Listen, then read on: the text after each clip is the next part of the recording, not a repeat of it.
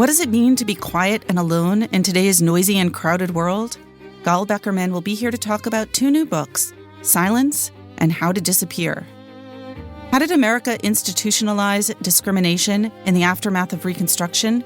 Steve Luxenberg will be here to talk about Separate, the story of Plessy versus Ferguson and America's journey from slavery to segregation. Plus, our critics will discuss the latest in literary criticism.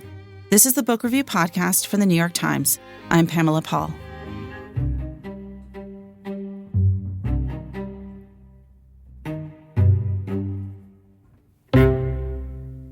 My colleague Gal Beckerman joins us now to talk about two books he reviews on the cover this week of the Book Review. Those books are Akiko Busch's How to Disappear, Notes on Invisibility in a Time of Transparency, and Jane Brox's Silence, A Social History of One of the Least Understood Elements of Our Lives. Gal, thanks for being here. Thanks for having me. So when these two books came across your desk and you brought them in and showed them to me and other editors here, I think your response may have been similar to mine, which was essentially, yes. Of course, like this subject, of course, now. What interested you in writing about these two books? In the review, I describe it as kind of coming upon the Advil bottle in the medicine cabinet after stumbling around with a headache.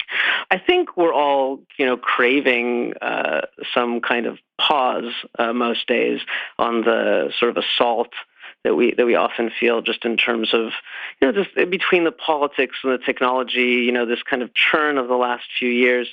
I think a lot of us feel kind of overwhelmed by it all. To the friends that I talk to when we talk about this feeling, it feels like sometimes like the shower is like the last bastion, like the only place that we have anymore where we, achieve the kind of mind-wandering experience that only happens when you are silent, when you kind of step away from the phones and the news and everything else that kind of seems to push at us constantly.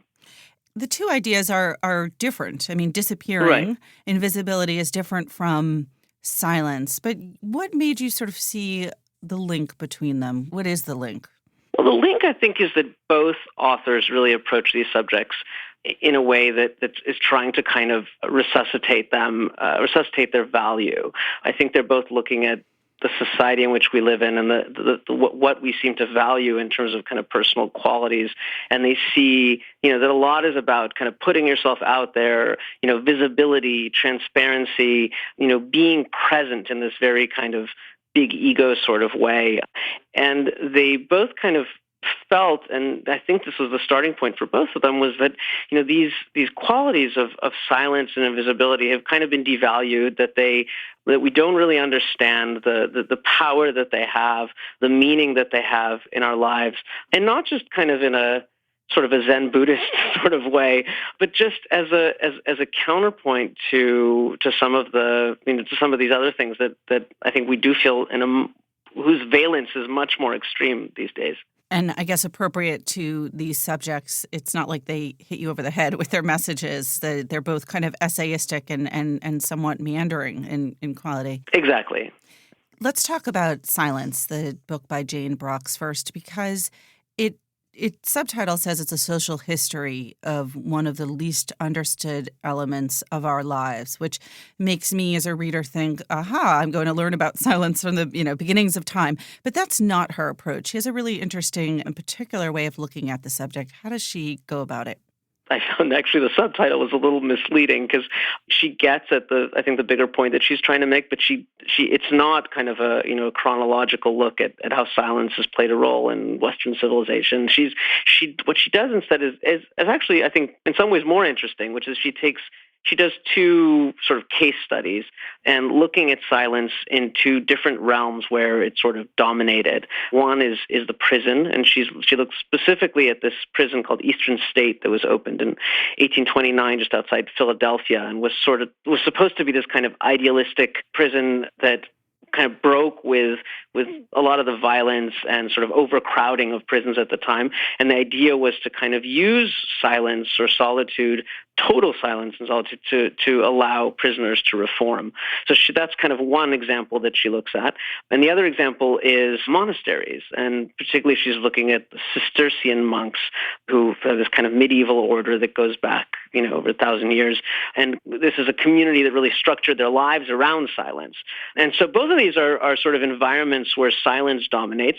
But she's interested in kind of understanding silence as this almost like this force of nature, that can have kind of both good and bad qualities to it.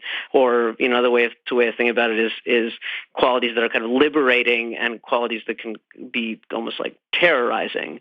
And so, silence in this prison she looks at, which is supposed to be something that gives the prisoners time to kind of think about what they've done and to kind of redeem themselves, ends up being its own kind of torture, and we kind of understand this today, with the conversations around, solitary confinement and, the histories of the 20th century, and the Gulag and she draws on all of that to kind of explain how silence can also be this incredibly oppressive sort of thing. I'm fascinated, maybe a little bit more so by the Eastern State Penitentiary story than the monastery one, which maybe says something terrible. But I'm curious about this idea of silence as a force of nature, because in both of those situations, but maybe let's talk about the prison one, the silence really has to be imposed. Right. The person who was kind of thought through this prison was a man named Benjamin Rush, who was kind of a reformer. He was a friend of Benjamin Franklin. He was coming from a background of Quakerism, where the silence wasn't imposed, of course, but silence plays this very particular role in kind of allowing you to commune with God and with something bigger, and thought that by kind of creating an environment that allowed this to that kind of forced this situation, and they went to some extreme measures to make sure that there would be total silence. They in the beginning, they even the meal carts that would kind of bring food to all the prisoners were covered. The wheels were covered in leather, and the guards had to wear socks. So they just wouldn't really hear anything to kind of give them this experience. So something tells me that this didn't exactly end up leading to a spirit of contemplation and redemption in the prison. What actually happened? It did not. Charles Dickens, of all people, actually visited the prison, and he thought it was, and I have a quote here, he said it was immeasurably worse than any torture of the body. The prisoners themselves didn't leave a lot of, writing about their experience, but she kind of scans the literature and finds a lot of interesting, memoirs, mostly from the Soviet Gulag, where this is also kind of a feature of the imprisonment. And, people talk about this quiet that just kind of felt like it annihilated everything and didn't allow them to they lost touch with themselves. In the Gulag, I would imagine that they had a sense that silence was not exactly soothing. Did they, at a certain point with the Eastern State Penitentiary, realize that this experiment at reform wasn't actually working? Yeah, they did. I mean, it took some time, and the prison itself was built to just really house, I think, something like 300 prisoners, and eventually it became, so overcrowded that even this attempt to impose silence kind of collapsed on itself, because they had to start putting multiple prisoners in cells, and it was like a lot of kind of social engineering just really ate itself in a way. It didn't really, I think people realized it didn't work out, and also just the practical realities of trying to kind of create this perfect environment of silence weren't actually able to be realized. If she's pointing out that silence can have this very dangerous effect in the penitentiary portion of the book, what is she saying about silence in the monastery? Well, in the sections on the monastery, she very interestingly uses Thomas Merton, who was this Trappist monk, maybe one of the most important Catholic thinkers in the 20th century, who really kind of struggled with this question of the benefits that he saw of silence. And it's really what allowed him to kind of achieve a certain level of contemplation. And, even once he became a pretty famous writer, he even looked for even more silence because people were kind of chasing him down constantly to write things. And, he eventually moved to like a tool shed in the forest outside the monastery where he lived. But he had a dilemma, which is that, in the 50s and 60s, as the kind of Cold War was heating up, and he was really bothered by the potential nuclear showdown, and he felt that he couldn't really justify the silence. He couldn't, it didn't feel right to him anymore to be so disengaged.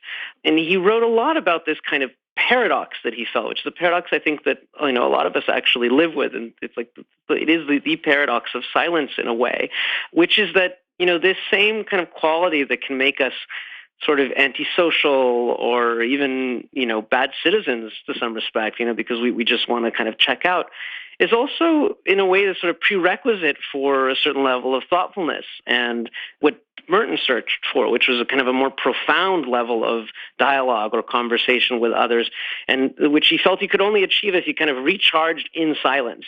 So, a lot of us can't really go in and out of those kind of states of mind.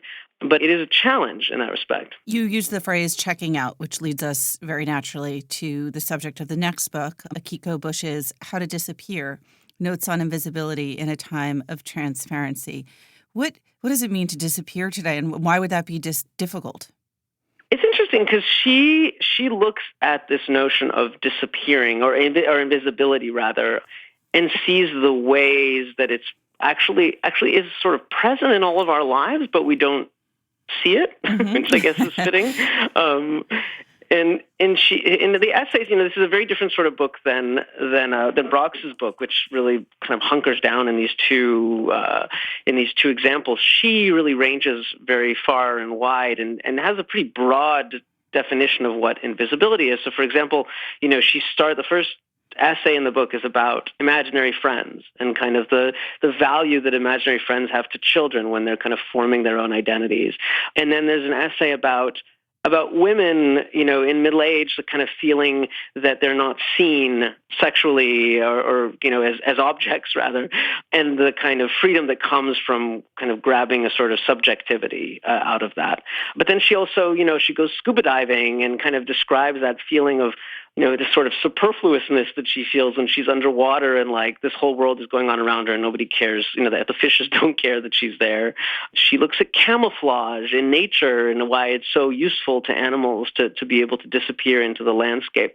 So she's really interested in kind of exploring this trope of invisibility as it manifests in all these different ways that we don't really appreciate, these positive ways. I think that's more of her notion, is that we've come to think of invisibility as this kind of this negative inverse of visibility, which is something that we feel brings us kind of power and glory today. And she's saying, no, there is all these other ways that actually kind of, checking out would be one synonym for it, or, being kind of unseen, undetected, overlooked, melting a little bit into the background, that is actually something that in itself has a lot of meaning and power. Right now, in terms of our kind of cultural dialogue, people talk about erasure or about, not being seen and that being a problem culturally and politically. She's not really making that argument. I mean, she's kind of talking about the opposite, about the benefits of that kind of inconspicuousness. I don't think she wants to argue that, it's good for anybody to just become invisible or unseen in any kind of complete way. I think she's only just trying to point us to the ways in our own lives, that feeling can have benefits to us, So, just to take another example, she talks about what she calls, I kind of love this phrase, the improvisational choreography, she calls it, of rush hour commuters in Grand Central Station. I know you do this commute, so maybe it's not so beautiful to you, but she talks about this notion of we enter into this space and we're just kind of this amazing way that people kind of move and swerve around each other and sort of become kind of one in this huge crowd, and that there's something about getting lost like that in a communal space that has a benefit to our psyche, but that we don't really think about, that we don't really see it for what it is. I actually do think about it, but, and it is kind of beautiful. The problem is when people don't know the rules, and so they right. stop dead in their they tracks don't move out of the way. in the middle of it without realizing, like, that's not part of the contract here. You're not supposed to take a photo and post it on Instagram, which I guess relates to another thing that she must be talking about, which is when you have social media, that sort of everything becomes something that is intended for public consumption, intended to be seen, and the idea that you might not want to document your life and might not want to have everyone know where you are, what you're doing, is something to be desired. Yes, that's absolutely what she's saying, and not not just that it's not to be desired, but I think that we because we make I feel I do this myself. We make these own distinctions about what we feel comfortable making public in those on social media and what we don't. And I think we often think a lot more about kind of the things that we do feel comfortable making public, because it's some kind of reflection of ourselves or presentation of kind of how we want other people to think about us. And a lot less time about kind of what's the value of those things that we've decided not to post or not to share with other people, because mostly that seems like the spaces kind of in between. But she wants to point to those and say those have equal. Those should have equal significance or power in our lives. I was thinking about when I was writing this and thinking about kind of where for myself those moments happen. And it's like. It's like when you're jogging, or again the shower, idea, or when you're getting lost in the street in a new city, or you're staring out the window of an airplane. Just kind of thinking of these moments where you're allowed kind of to not be totally present, but it gives you something. I'm glad you brought it back to you, because that leads to my last question, which is that if I had been reading these books, I would have been kind of in the back of my mind wondering, okay, how do I do this? What can I take from these books? Not to disappear or necessarily to descend into total silence, but was there a way that you thought about disappearing or silence and the presence or absence of it in your life after reading these books that I don't know, was like that bottle of Advil that you mentioned? Yeah, I mean, if you ask my wife, she can tell you all these stories of just the 2 weeks where I was reading these books, where I would just text her in the middle of the day and say, I'm really thinking of trying out meditation, or, they did make me think a lot about how to integrate some of this, or to not integrate, because that sounds like too kind of calculated, but, just to kind of let in a little bit of air. And I did have this wonderful day, actually, where while I was working this, where I forgot my phone at home and didn't have my phone all day. And I probably wouldn't have wanted to have that happen for multiple days. But for that one day, I was like, I can kind of see the space that this takes up in my life, the noise that it creates, and the way, the nice feeling of just kind of not being able to be reached for a day. But, then came the next day and I had my phone, and, all the regular habits returned. I think that if there was kind of one takeaway, it was just this sense of awareness of the way that these sorts of moments of silence or invisibility are already there. We just need to sort of recognize them and appreciate them for what they are. Well, that sounds so lovely. Let's just be quiet and go home for the rest of the day. Gal, thank you so much. Thank you. The two books again are Silence, A Social History of One of the Least Understood Elements of Our Lives by Jane Brox, and How to Disappear, Notes on Invisibility in a Time of Transparency by Akiko Busch, both reviewed by Gal Beckerman on the cover of the book review this week.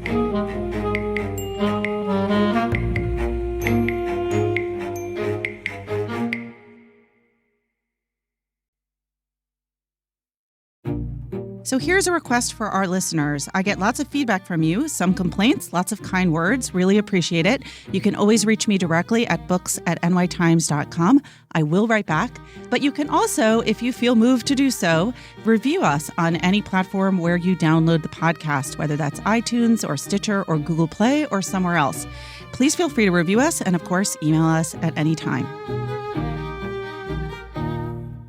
Steve Luxenberg joins us now. He is the author of Separate, The Story of Plessy versus Ferguson and America's Journey from Slavery to Segregation. Steve, thanks for being here. Thanks for having me, Pamela. So, Steve, you're also a longtime senior editor at The Washington Post. This is a massively well-researched, thorough book. How did you do these two things at once? Well, after my first book, which came out in 2009, I got the book writing bug, and I I was working at the Post, and I was on a contract that allowed me to do special projects, like sort of 3 to 6 months out of the year. And I kept it that scheduled until 2014, so 3 years into the book. But then I went on a full-time leave. So my magic is to not work at the Post. That's how you do a massively researched book. All right, there's the answer. It's impossible, I guess, is the answer. Impossible for me. Anybody who gets up early in the morning or comes home late at night and starts to do this kind of research, I tip 3 of my hats to them. What did the research involve? Well, it required, first of all, understanding what story I was telling. And then once I did that, trying to find as I wrote in the book, the letters, archives, and documents and places to go to learn the story that I had decided to tell. And I'm a primary resource kind of researcher. Yes, I read other people's very notable histories. I give tribute to them in my endnotes. But I want to read the documents myself. And as I say in my endnotes, I read their version and then I draw my own conclusions by reading them again. So the Plessy v. Ferguson, the notorious Supreme Court decision of 1896 is in your subtitle. And the expectation might be, okay, we're going to start in 1896, and then we're going to talk about all the terrible repercussions that this decision had, which essentially institutionalized discrimination, segregation. But that's not what this book is. It ends in 1896. Can you talk about how you made that decision and what period the book does cover? We wrestled over what to call the book. And as you know, you need to get people's attention in the marketplace. And so Plessy versus Ferguson is the end of the story. But the second half of the subtitle is really important. America's journey from slavery to segregation. So I felt that the subtitle was signaling to you this story will span that part of American history that includes slavery and ends at Plessy.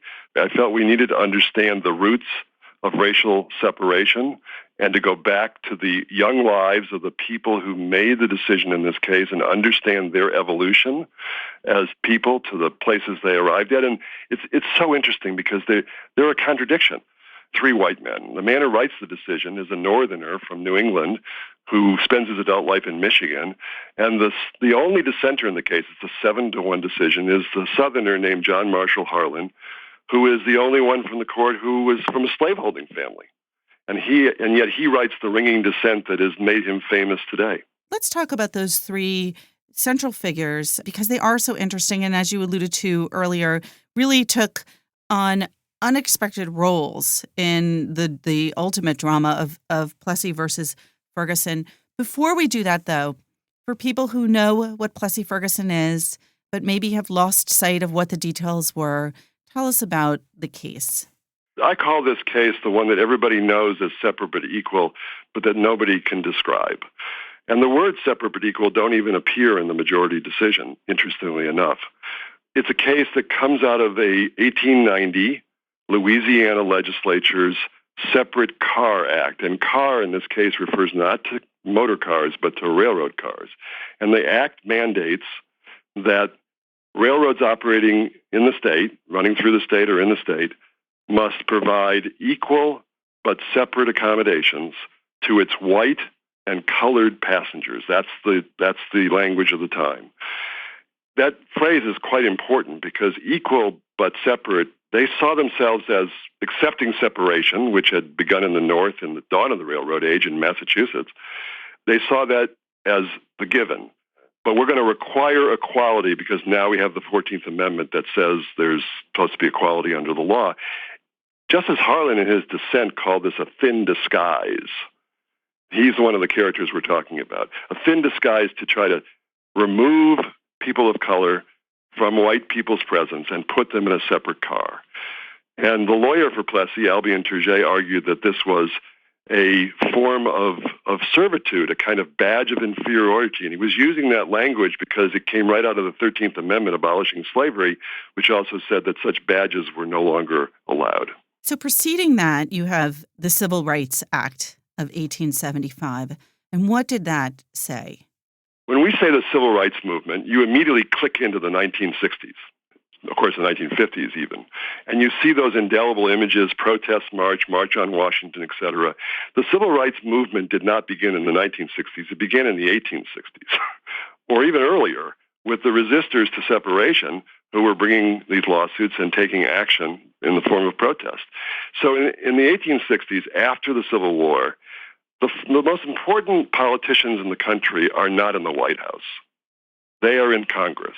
They are the radical Republicans, Senator Charles Sumner, Senator Lyman Turnbull, others who are pushing forward these amendments, and they are adding to these amendments 3 passages. The 13th doesn't have it, but the 14th and 15th has 2 passages. It says, and Congress shall have the power to enforce this amendment by legislation. And they put those in there on purpose because they wanted to pass legislation that couldn't possibly be put into the language of the Constitution. So there are 3 Civil Rights Acts, 3, not 1, 3, that come out of the 1860s and 1870s, 1866, 1870, and 1875. And the 1875 Act is a Public Accommodations Act, and it isn't the same exact language, but it's a precursor. It's identical in spirit to the Civil Rights Act of 1964. And they felt that there was needed to be opening up of public accommodations and what they called public amusements in every fashion, not just railroad cars, not just steamboats, but theaters and places to stay and places to dine. All of those became open. And there was tremendous resistance in the South. So the law was established. How did the South get around it? Well, it got around it because the network of U.S. attorneys existing at the time was not quite as robust, I would say, as it is now. They were usually lone attorneys, one white man in some office who was supposed to enforce the law. But a very important moment happened 3 weeks after the passage of the Civil Rights Act of 1875. It was March 1st. A federal judge, a circuit court judge from Michigan, sitting in a courtroom in Memphis, Tennessee, declared that he was not going to allow the grand jury of Memphis, the federal grand jury, to bring any criminal indictments under the 1875 Act. He encouraged, as a test, the passengers to bring forward lawsuits on the civil side. Well, he doesn't have the power to tell every circuit or every judge what to do, but he took a lot of the steam out of the act. His instructions to the grand jury were major headlines all over the country. Let's talk more specifically about John Marshall Harlan. So he is in Plessy versus Ferguson, he dissents from this decision, but that would not have been the expected outcome given his early life. Talk about sort of where he came from and how he got to that position. Harlan is born into essentially what passes for the political elite in Kentucky. His father is a politician and a lawyer, had served a couple terms in Congress, Kentucky Attorney General, friends with Henry Clay, the most famous Kentucky Whig of all, who nearly became president.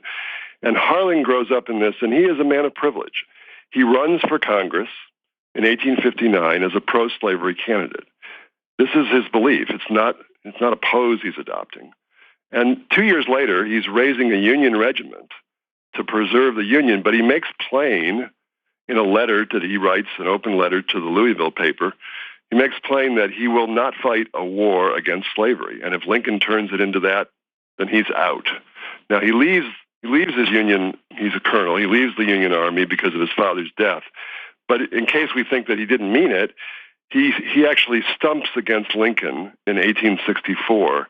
He stumps for the Democrat, George McClellan.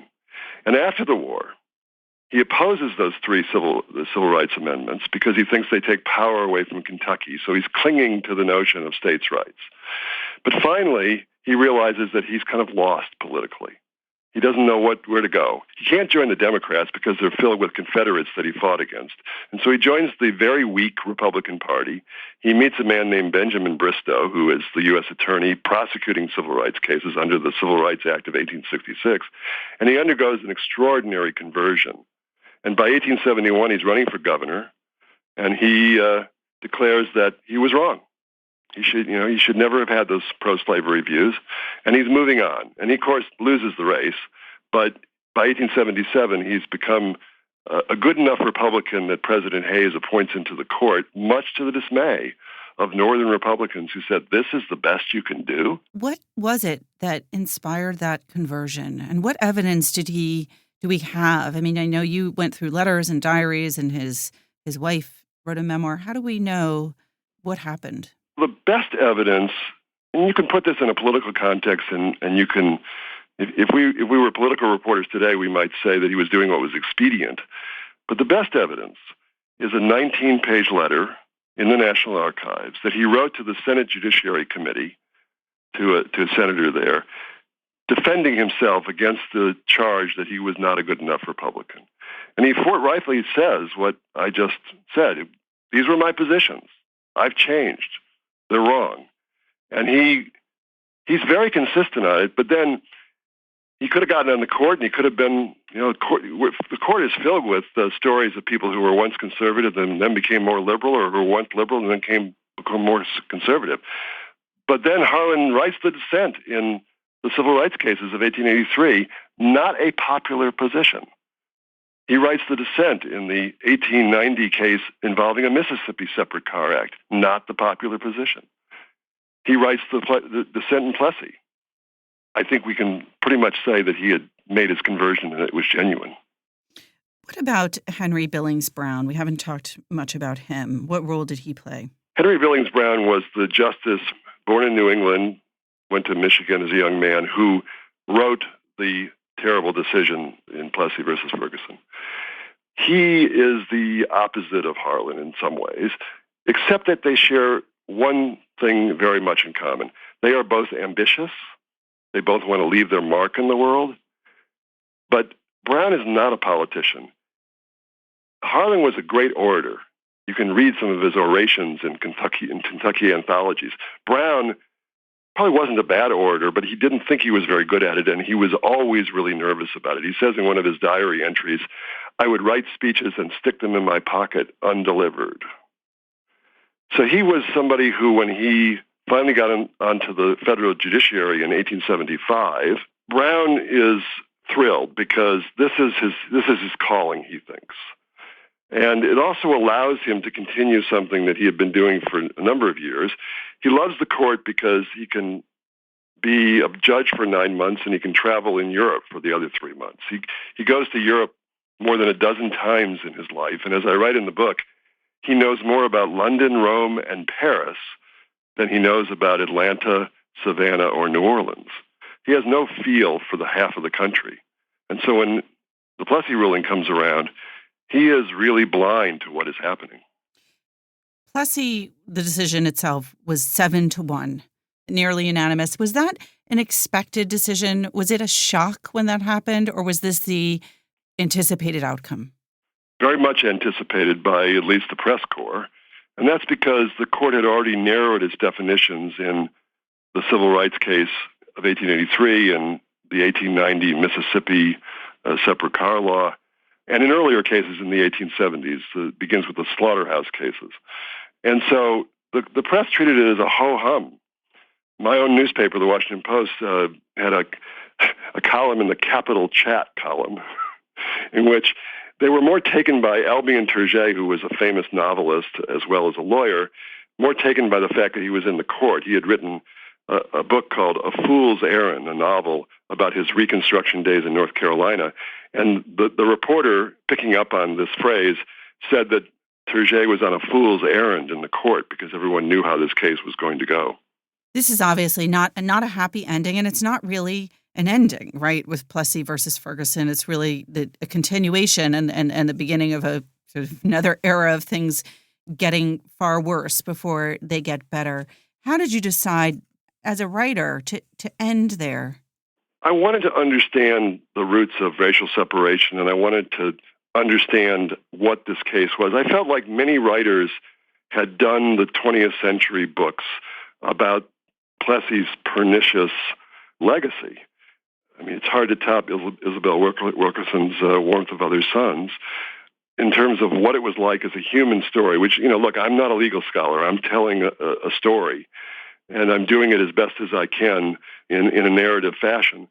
I felt if I went on to the 20th century, I was at the risk of telling you things you already knew. Mm-hmm. I knew people didn't know about Plessy. And you're right that it is not a happy ending, but there are heroic men and women in this story. It is not easy to talk about the Plessy era without talking about violence. Violence is ever present. Lynching begins in the 1880s. It continues through the next 7 decades. It is a part of this story, and to have men and women who are willing to resist, to go onto a railroad train in the South and say, I'm not going to the separate car, that's an amazingly heroic story. And so I just wanted to tell that too. Was it the racial violence that continues to this day that inspired you originally to go back and look at the roots of it? No, it really wasn't the racial violence. That would go too far. I think what inspired me is that race is a part of our national conversation. It has been since the beginning of the founding of the country, with 3/5 of a person embedded in the Constitution as a compromise in political apportionment, and it continues to this day. So we're either talking about race or we're avoiding talking about race. And in my career as a journalist, I've done a number of stories in which race was central to the story, and yet I felt that I really didn't understand the conversation. And I wanted to go back and understand the roots of it so that I could be a better storyteller about race. Well, this is a story of how we got there, and also really a story, a backdrop to why we continue to be where we are. Steve, thank you so much. Thanks very much for having me. Steve Luxenberg's new book is called Separate: The Story of Plessy versus Ferguson and America's Journey from Slavery to Segregation.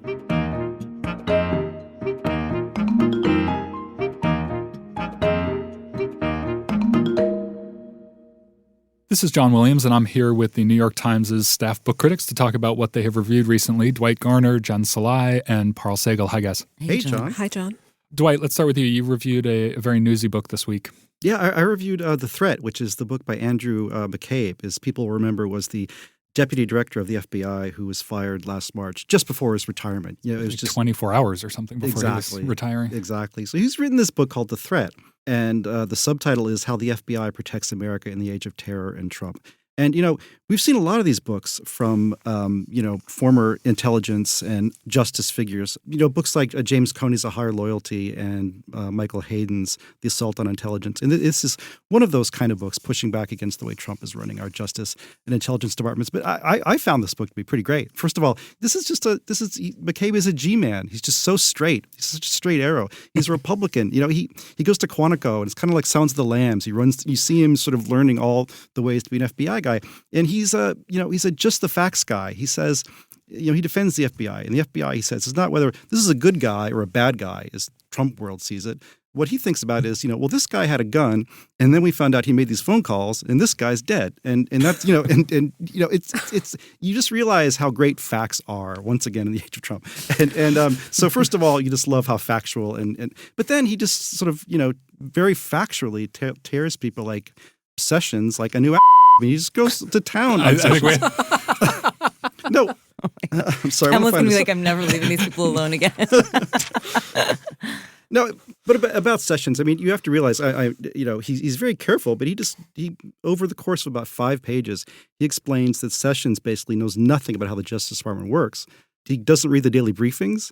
He is obsessed with 2 things, or really one thing: immigration. Even in issues that have nothing to do with immigration, he asks, "What's the immigration angle?" And it's just a grim portrait. And the second thing he's obsessed with is the death penalty. The death penalty. And McCabe says the FBI has nothing to do with the whether death or not penalty. We pursue the death penalty. I know. And the book has these great details. I mean, he describes the way Trump sits behind Resolute, the desk in the Oval Office, and everyone else sits in these little kiddie chairs in front of him, and they're sort of 3 feet from the ground, and Mr. Trump, and so you get Reince Priebus and everyone else talking to him as if he were the big daddy he wants to be. We need your line about Sessions though, because as sharp as McCabe is on him, I had a friend email me your sentence about him because okay, they were delighted by it. It's in front of me. I'll read it. I wrote, "The portrait is of a man for whom merely ordering lunch seems to be above the timberline of his intellect and curiosity." That's me, not McCabe. McCabe is very much.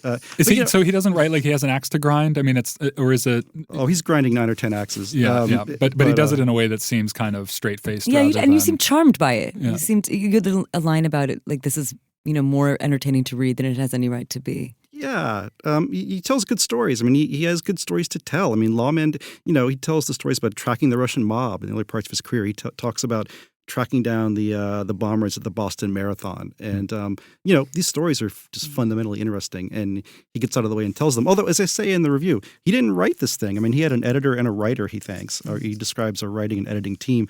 But, a good book is a good book. And clearly he had the stories to tell, and he was helped putting them on the paper. So I had a good time with this book. And I'm pleased to see it's doing well, because I think it is sort of a well-done, even though it's a quickie, a well-done quickie. It's interesting to me that there isn't sort of wider fatigue around these books before people even dip into them, that they give them a chance and they actually judge them on their own merits, because it seems like there are 10 new books a week about the state of the country and about Trump. But I guess when you're an insider and you have this experience, you have something to offer that maybe other people don't. Yeah, he was actually in the room. As I say in my review, it's finally struck me, and it struck all of us around this table, that we're going to be reading about Trump and his administration for the rest of our lives. I mean, we're just going to be sickly curious for the rest of our lives about Jen what is like every week. I know. Our nonfiction critic, Jen Salai, is I know. even the rest of our lives. It is, and as I say in my review, we're going to be reading about Trump for the rest of our lives for the exact opposite reason we'll be reading about Lincoln for the rest of our lives. I mean, one we venerate, and one we're going to, what the hell happened? Anyway, among the Trump books so far, this is at least in the top 5 for me. Not that I've read every one of them, but I've read a lot of them. Jen, going in order, our other resident Trump expert. But this week you got away from the administration, and you've had. I was going to say for all of you, actually, January and February are often not considered like really robust months in publishing, but it feels like there have been some very top shelf books published recently. Yeah, the last few weeks I've been really impressed by the books that I've read and reviewed. And this week, I reviewed a book called Say Nothing, a true story of murder and memory in Northern Ireland by the New Yorker journalist Patrick Radden Keefe. And, this book is, in order to describe it, one of the things that I really appreciated about it, which is that he manages to organize an incredible amount of material, a lot of it very contentious, a lot of it very controversial, a lot of it secret, essentially, that he brings to light. And he does it in such a way that it all fits together. And the book really is, I hesitate to say a pleasure to read, but it really is well constructed. And so he tells a story of the Troubles in Northern Ireland, and he focuses on one particular case of a missing woman. Her name was Jean McConville. She was a mother of 10. She had been recently widowed when, at the end of 1972, she was abducted from her home by a group of masked men and women who took her in front of her children. And she was essentially disappeared. And so the book follows her story of what happened to her, and also the story of her children and how they tried to figure out what happened to her. And essentially they were living in Belfast, and nobody would talk to them.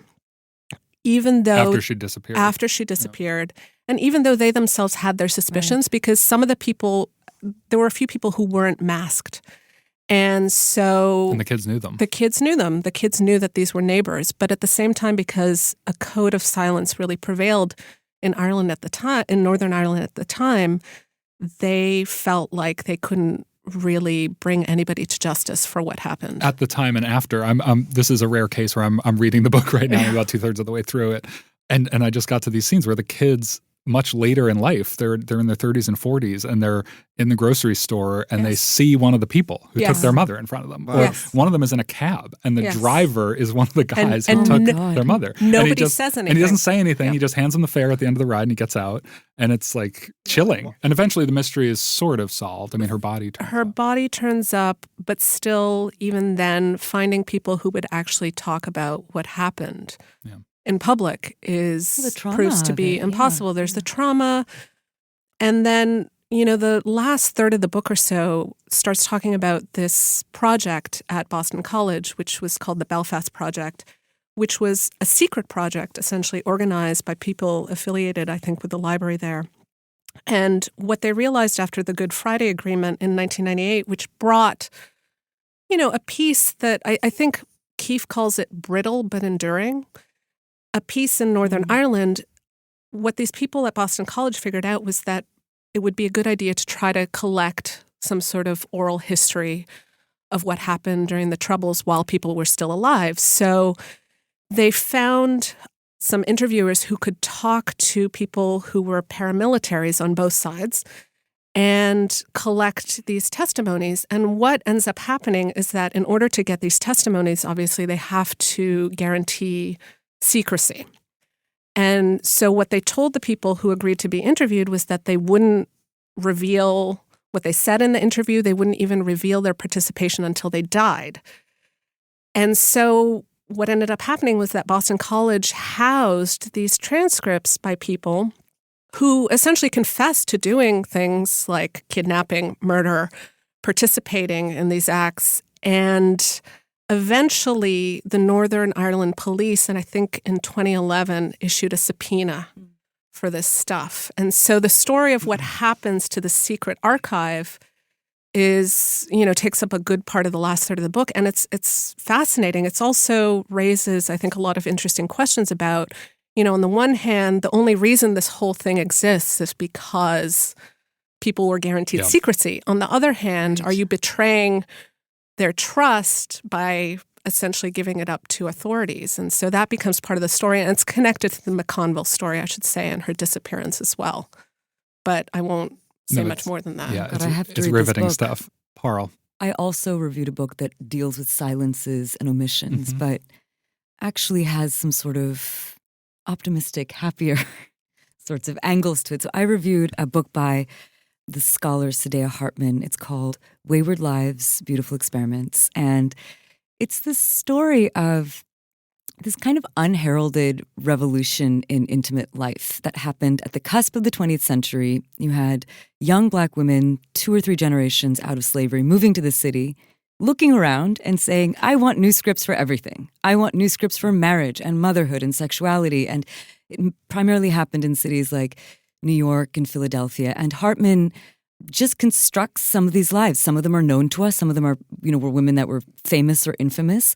A lot of them are anonymous. And she found them in police blotters. She found them in ledgers of prisons. And so what she does is she looks at these women that were classified as dangerous or deviant and tries to reframe their lives and look at actually the opportunities for adventure and freedom and dignity, and then kind of subtly sort of angles out to say that what did these private small experiments mean for the rest of America? Look at how they played into the Jazz Age or all of these other sorts of things that happened. She's a really, really deeply interesting thinker. She's written a lot about slavery, about film, about photography. She's just somebody who it's so interesting to look over her shoulder, to watch her looking at things, be it a photograph, be it a piece of the archive, a scrap of the archive, which she works out of.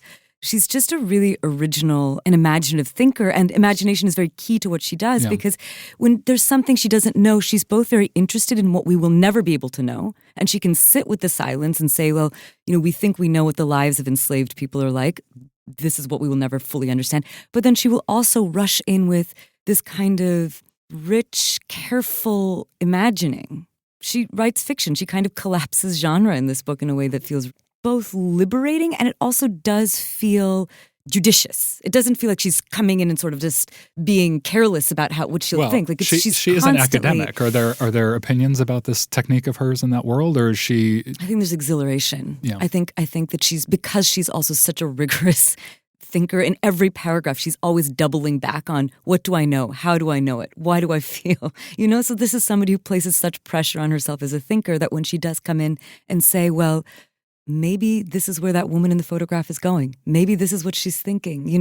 It doesn't feel like a transgression, in as much as any kind of writing is always a transgression and a trespass. But she's also making it clear that she's doing it. So there's a kind of demarcation where she's, she's not trying to blur lines or anything. Absolutely. And she's so careful also. And this is the thing I've always loved about her, is that even as she wants to go in and sort of reimagine these lives, she is not proclaiming that there's agency where there isn't, or there's independence where there wasn't. She's very clear about sometimes there is that temptation to go in and revise people's histories because we want to believe them as actors. But she's says sometimes it's just survival. You have a great quote in the review from her in some interview where she talked about how, she doesn't want to sort of celebrate. She doesn't want to use, trauma it's as obscene, a cause she for calls celebration. It. Yeah. So she's like, that's why I think that, there's more an excitement around what she does than a worry that she's sort of trespassing. I'm learning about her through this book and through your enthusiasm for her. And you talk about always loving her. Do you remember first discovering her work, or how did that happen? How did I discover her? She's written a book about her family called Lose Your Mother, which is, in which she travels back to Ghana. And I think I read it when I was in Ghana. And she sort of writes about the slave trade. She writes about certain kinds of things. Again, what we know and what we don't know.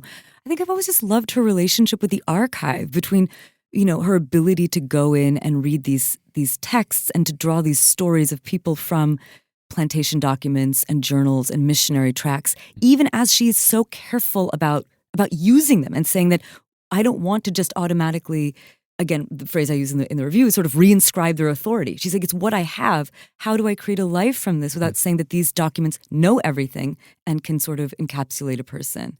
Do you think this new book is going to bring her to a wider audience? I think so. It's so smart, but also it's just full of like delicious stories of turn of 20th century Black lesbians in Harlem, wild sex parties, beautiful love affairs, improbable friendships. It's very cinematic. Some great photos. Great photos. Yeah, it's just like a very lush reading experience. That sounds great. So that book again is? The book again is Wayward Lives, Beautiful Experiments by Sadie Hartman. And Jen, this week you reviewed? Say Nothing by Patrick Radden Keefe. And Dwight? The Threat by the G-Man Andrew McCabe. A very diverse group of books. Thanks, guys. Thank you, John. Thanks, John. Remember, there's more at nytimes.com/books, and you can always write to us at books@nytimes.com. I write back, albeit not right away. The Book Review Podcast is produced by Pedro Rosado from Headstepper Media, with the great help of my colleague, Don Williams. Thanks for listening. For the New York Times, I'm Pamela Paul.